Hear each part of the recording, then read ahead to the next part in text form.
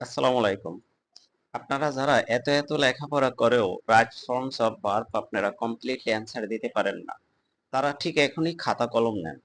খাতা কলম নিয়ে আমার এই কথাগুলো আপনারা খাতায় লেখেন। আপনাদেরকে সহজে একটা যে নিয়ম আছে সেই নিয়মটা, শর্টকাট নিয়মটা আমি আপনাদেরকে এখানে শিখিয়ে দেই। খুব কম সময়ের ভিতরে আজীবনে আপনারা এই রাইট ফর্মস অফ ভার্ব আপনারা ভুলবেন না। সামনে যাদের এইচএসসি পরীক্ষা আছে, আপনারা যারা বিসিএস জবের জন্য পরীক্ষা দেবেন, বিসিএস এর জন্য পরীক্ষা দেবেন, এবং আপনারা যে রেপুটেড অফিসার লেভেলের বা যে কোনো সরকারি জবের জন্য আপনারা পরীক্ষা দিবেন, তখন আপনাদের এই রাইট ফর্মস অফ ভার্ব নিয়ে আশা করি এই ভিডিওটা দেখার পরে আপনারা যখন এটা খাতায় লিখবেন এবং বাসায় কিছু প্র্যাকটিস করবেন, প্র্যাকটিস করার পরে আপনাদের আর সেই রাইট ফর্মস অফ ভার্ব নিয়ে আর কোনো সমস্যা থাকবে না। 1 নম্বর পয়েন্ট আপনারা লেখেন, যখন দেখবেন যে সাবজেক্ট কোনো কাজ করে নাই, তখন এখানে অলওয়েজ ভার্বের ভি3 হবে এবং সেখানে সাহায্যকারী ভার্ব হিসেবে টেন্স অনুযায়ী আপনার নিয়ে আসতে হবে। এমিজার প্রেজেন্ট টেন্স হলে এমিজার এমিজার আসবে, হ্যাভ হ্যাজ আসবে, এগুলো আসবে। আর যদি আপনার পাস্ট টেন্স হয় সেই ক্ষেত্রে আপনার আসবে ওয়াজ ওয়ার হ্যাড, এইগুলো আসবে।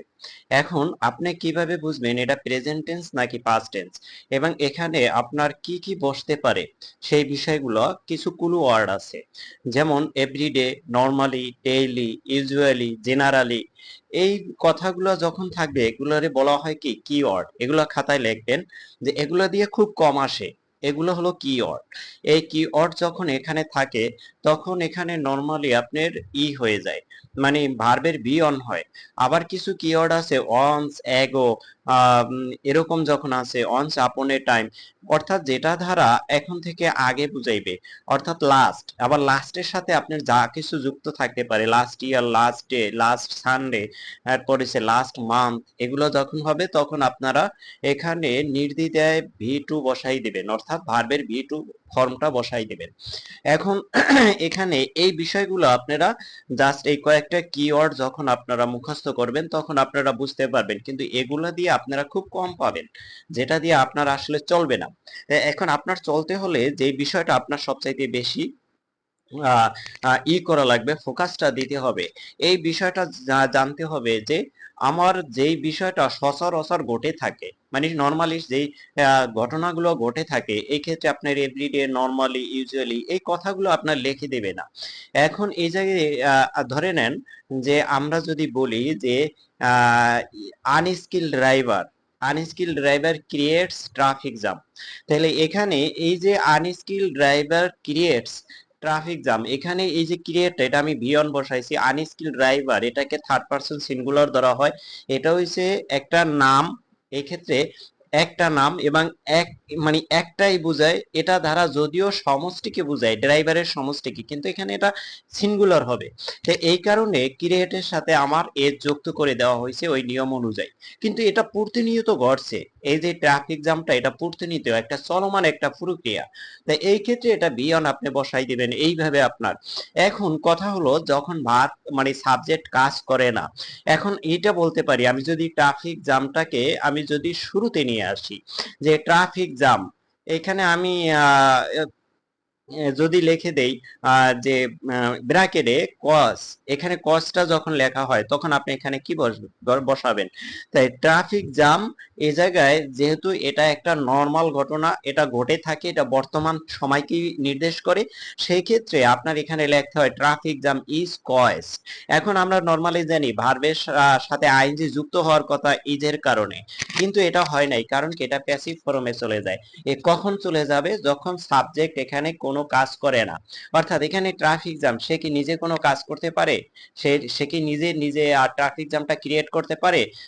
এইটা ক্রিয়েট বাই আদার্স, এটা অন্য কারো দ্বারা সেটা তৈরি হয়। কাদের দ্বারা? আনস্কিল ড্রাইভার, ইলিগেল ভেহিকেল যখন বেড়ে যায় এই ইতে, মানে দেশে, তখনই দেখা যায় আমাদের ন্যারো একটা রোড, মানে সরু রাস্তা, তেমন একটা ট্রাফিক সিস্টেম নাই, যার কারণে ট্রাফিক জ্যামটা প্রতিনিয়ত তৈরি হয়, যেটা অন্য কারো দ্বারা তৈরি। এখন আমরা যদি বলি যে এ গুড পিপল বা এ গুড পারসন ড্যাশ, ড্যাশ দেওয়া, এরপর রেসপেক্ট দেওয়া, রেসপেক্ট দেওয়া, এই কথাটা যদি আমি বলি, every place when they visit, এখন এই কথাটা আমি যদি বলি এ গুড পারসন, ব্র্যাকেটে দেওয়া দেওয়া হলো রেসপেক্ট, এরপর আমি লিখলাম যে every place when they visit, যখন সে অন্য কোথাও যায় সেখানে সব সময় সম্মানিত হয়। এখন এই যে ভালো লোকটা তিনি সম্মানিত হলেন, এই ভালো লোকটা তিনি কি সম্মানিত হওয়াটা সে এই সাবজেক্ট দ্বারা কোনো কাজ হইছে? যে এ গুড পারসন, এখানে এই গুড পারসন দ্বারা কি কোনো কাজ হইছে? হয় নাই। কারণ কি? সে সম্মানিত হয়, তার মানে তাকে অন্য কেউ সম্মান করে, তাই অন্য কেউ যখন তাকে সম্মান করে তখনই সে সম্মানিত হয়। এখানে সাবজেক্ট কোনো কাজ করে নাই, অর্থাৎ এটা প্যাসিভ ফর্মে যাবে। তাই সেক্ষেত্রে আপনি এখানে কি লিখবেন? এখানে লিখবেন a good person is respected every place when they visit, যখন তারা অন্য জায়গায় ভিজিট করে। এখানে আপনি সাবজেক্ট যদি প্লুরাল হয় আর বসাবেন, সিঙ্গুলার হলে ইজ বসাবেন। এই সমস্ত সাবজেক্টগুলো আপনার এখানে বসাইতে হবে।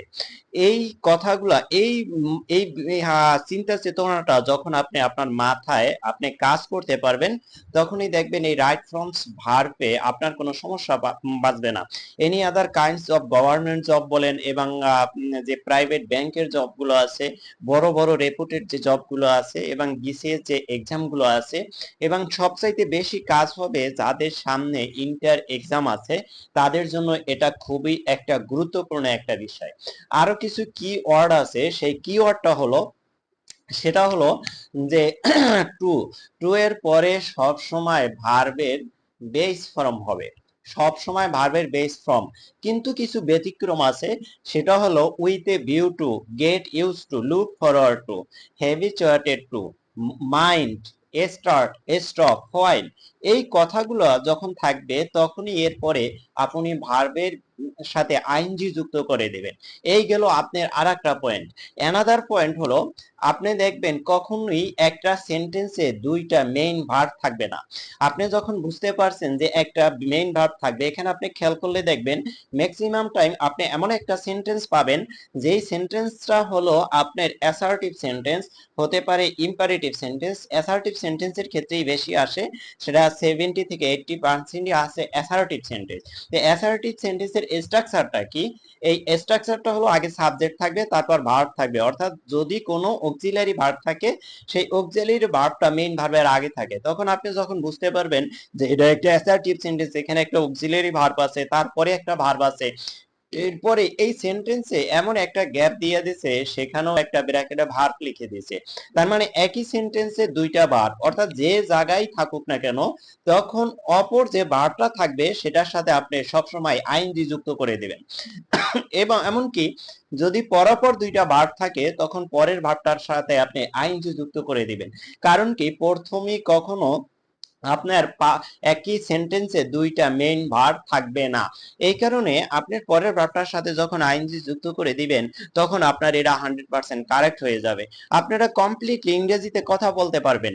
আমি যখন এই 10 মিনিটের ভিডিওটাতে আপনাদেরকে যেই পয়েন্টগুলো আমি বলবো, এই পয়েন্টগুলো খাতায় যখন আপনি নোট করবেন এবং এগুলো যখন আপনি একটু প্র্যাকটিস করবেন বিভিন্ন এক্সামে আসা, তখন দেখবেন আপনি কমপ্লিটলি এই সব পারবেন।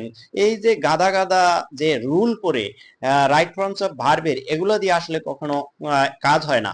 কারণ আমি সায়েন্সের স্টুডেন্ট পড়াই, কারণ আমরা হলে ইংরেজিতে অনেক ভালো রেজাল্ট করতাম। ওই যে অন্য যারা পড়ে কমার্স আর্টস, যারা মাসের পর মাস ইংরেজি লেখাপড়া করে প্রাইভেট স্যারের কাছে, এরপরও তারা এত ভালো রেজাল্ট করতে পারতো না, কারণ আমরা প্রাইভেট না পড়েও এতটা ভালো রেজাল্ট করে ফেলতাম। এরপরে আছে যে ইসে মোডাল ভার্ব, এই যে can, could, May, my, shall, should, এগুলো যখন থাকবে কোনো একটা সেন্টেন্সে, তখন ওখানে ভার্বের বিয়ন হবে। এই বিয়ন আপনি এখানে না দেখে বসাই দিবেন। এরপর আপনি কোনো একটা সেন্টেন্সে যে যদি দেখেন যে আমার এখানে বি আছে, বি, তখন এই বি থাকলে সব সময় ওই ভার্বের পরে, মানে ওই ভার্বের আপনার বি3 ফর্ম বসাই দিতে হবে, অর্থাৎ ভার্বের পাস্ট পার্টিসিপাল ফর্ম আপনার ওখানে আনতে হবে। আপনার গ্যাপে যেই ভার্বটা আপনি বসাবেন সেটার বি থ্রি আপনার বসাই দিতে পারেন। সেখানে আপনার হতে পারে can be, may be, should be, would be, could be, will be, এই যা কিছুই থাকুক, অর্থাৎ আপনি যদি দেখেন এখানে বি আছে তখনই আপনি এখানে ভার্বের বি থ্রি ফর্মটা আপনি বসাই দিবেন একেবারে চোখ বুঝে, তখনই দেখবেন আপনার এই সেন্টেন্সটা কমপ্লিট হয়ে গেছে।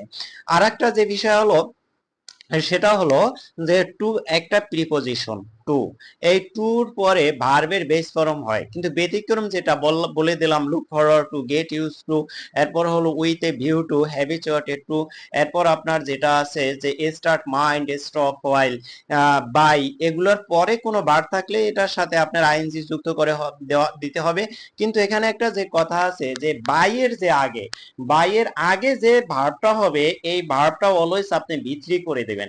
বাইয়ের পরে যদি কোনো একটা ভার্ব থাকে সেটার সাথে আপনি আইএনজি যুক্ত করে দিবেন। এইটা হলো আপনার একেবারে শর্টকাট এবং সংক্ষিপ্ত একটা খুব সহজ, এবং যেটা অনেক টাইমে চলে আসে। এরপরে এছাড়া যত প্রিপজিশন আছে বাংলার, এই বাংলাদেশে বলেন সারা বিশ্বে আপনি যেখানে যান, টু বাদে যদি দেখেন যে একটা প্রিপজিশন আছে এই প্রিপজিশনের পরে আমার একটা ভার্ব বসাইতে হবে, তখন সেটাকে ওই ভার্বের সাথে আপনার আইএনজি যুক্ত করে দিবেন। যখন আইএনজি যুক্ত করে দেবেন তখন দেখবেন এটা একেবারে কারেক্ট হয়ে যাবে। এখানে আরেকটা আছে বিফোর এন্ড আফটার, এই বিষয়টা অনেক সময় আসে। এই বিফোর এন্ড আফটার, আরেকটা আছে আপনার বাট, আর একটা আছে ছোট, এই তিনটা হলেই আপনার একেবারে কমপ্লিট হয়ে যাবে বিফোর এবং আফটার। এই বিফোর এর প্রথম অংশের যে সেন্টেন্সটা থাকবে, প্রথম অংশের সেন্টেন্সটা আপনার হ্যাড বসাইতে হবে আর বি থ্রি বসাইতে হবে, অর্থাৎ হ্যাড প্লাস বি থ্রি যে বারটা থাকবে ওটার পাস্ট পার্টিসিপল ফর্ম বসাই দিবেন। এবং বিফোর এর পরে যে সেন্টেন্সটা থাকবে ওই সেন্টেন্সটার আপনি বি টু বসাই দিবেন।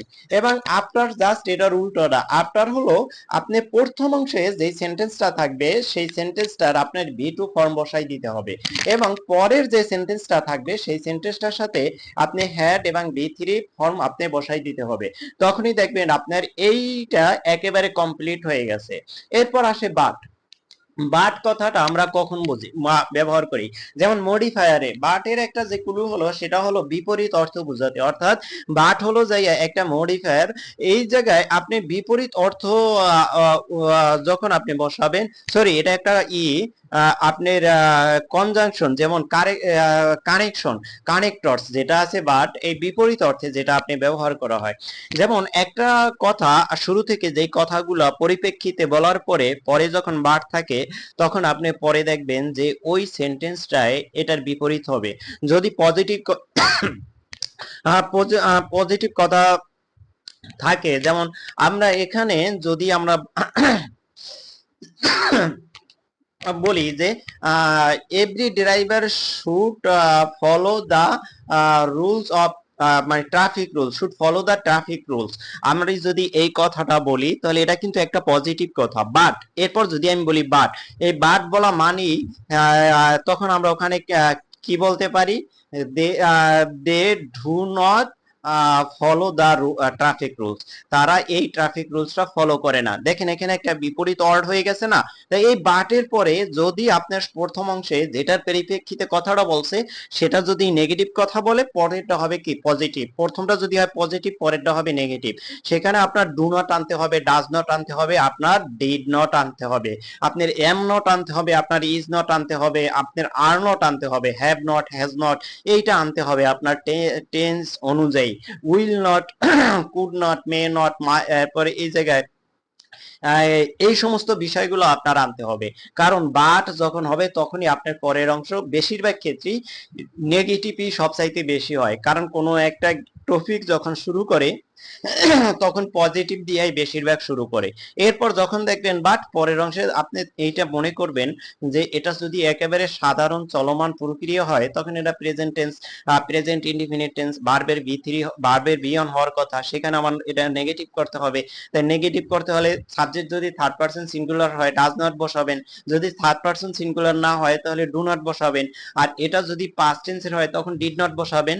এই do not, does not, did not এটা বসানোর পরে আর একটা কথা আছে ক্যান নট, এরপর উইল নট, এগুলো বসানোর পরে আপনি আর একটা কথা যেটা সেটা হলো ভার্বের অলওয়েজ বি অন ফর্ম আপনার বসাই দিতে হবে। এটা আপনি সব সময় মনে রাখবেন। আপনি ডু নট বসালেন, ডিড নট বসালেন, ডাজ নট বসালেন, এরপর ভার্বের সাথে কোনো প্রকার একেবারে ভেজাল রাখা যাবে না। এই ভেজাল মুক্তটা আপনার করে দিতে হবে। এরপর লাস্ট যে একটা ফিনিশিং, এটা হলে যে এই টপিকসটা শেষ হয় না, সেটা হলো ফাইনালি যদি কোনো একটা সেবামূলক কাজ করে সেখানে এরকম একটা কথা বলে, যদি আমরা এই কাজটা করতে পারি একটা কন্ডিশন অনুযায়ী, যদি আমরা এই কাজটা করতে পারি তখন তার একটা রেজাল্ট আমরা ফিউচারে পাই, তাই না? সেই ক্ষেত্রে আমাদের ফিউচার টেন্সের যে অক্সিলারি ভার্ব আছে মেইন ভার্বার সাথে, সেটা নিয়ে আসতে পারেন। সেখানে আপনি উইল বসাই দিতে দিতে পারেন, ঠিক আছে, এরকম হবে, বা উইল বি বসাই দিতে পারেন। উইল বি বসাই দিলে তখন আবার ভার্বের আপনি বি থ্রি ফর্ম আপনার এখানে বসাইতে হবে। এই ক্ষেত্রে আপনার এই গ্যাপগুলো একেবারে ঠিক হয়ে যাবে। অনেক সময় দেখবেন যে আপনার যে সলিউশন আছে, যারা আপনারা এইচএসসি পরীক্ষা দিবেন, আপনাদের যে সলিউশন আছে ওই সলিউশনের সাথে আপনার যদি 100% কারেক্ট নাও হয়, যে ওই সলিউশনটাই যে 100% কারেক্ট এটাও আপনার মনে করার কোনো ওয়ে নাই। কারণ সেটাও কোনো না কোনো ব্যক্তি এই কথা মানে এটা সলিউশন করছে। কিন্তু আপনি যদি আমার এই কথাগুলো বুঝতে পারবেন, যদি সলিউশনের সাথে আপনার একটু অমিল থাকে কিন্তু আপনি বুঝতে পারছেন এটাই হবে, তার মানে আপনারটাও 100% কারেক্ট হবে। এ নিয়ে আপনার কোনো কনফিউশন নাই। তাই আপনারা যারা এই ভিডিওটা দেখলেন, এটা নিয়ে অনেক স্টুডেন্টরা শুরু থেকে লেখাপড়া করে আসছে, ক্লাস 6 থেকে লেখাপড়া করে আসছে, ইন্টার পর্যন্ত, এখন পর্যন্ত এই রাইট ফর্মস অফ ভার্বটা তারা কমপ্লিট করতে পারে না। আর এটা ইংরেজিতে কথা বলার একেবারে একটা গুরুত্বপূর্ণ মাধ্যম। আর নাহলে আপনি বুঝাইতে চাইবেন একটা, বুঝে যাবে আর একটা। যারা ইংরেজি বুঝে, আপনি যখন ইংরেজিতে স্পিকিং করবেন তখন আপনি একটা বুঝাইতে চাইবেন, কিন্তু বুঝে সেখানে আপনি যে ইংরেজিটা বলবেন সেটা দিয়ে বুঝাবে আর একটা। এই জন্য এই ভিডিওটা আপনাদের জন্য খুবই গুরুত্বপূর্ণ। আপনারা যারা দেখলেন, যারা নোট করলেন, যারা নোট করেন নাই, দরকার হয় তারা আবারও নোট করবেন, খাতায় রাখবেন, প্র্যাকটিস করবেন। জীবনের তরে এই রাইট ফর্মস অফ ভার্ব আপনার জন্য আর কখনো বা কোনো দিন কোনো সময় মিস হবে না। ভালো লাগলে শেয়ার করবেন।